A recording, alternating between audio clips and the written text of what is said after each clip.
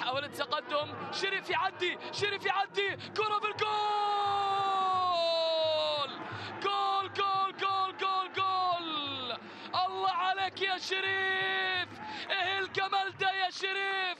كرة في المرمى، والخليج يقضي على الشباب بهدف المصري القادم من الأهل المصري الكبير، يسجل في المرمى هدفا ثالثا، وبالتالي الخليج يتقدم بثلاثية ثقيلة على الشبابية، ثقيلة على الشبابية. وضع الشباب لا يسر عدو ولا صديق. شوف المحاولة على طول، الله الله الله الله على الكرة يا شريف.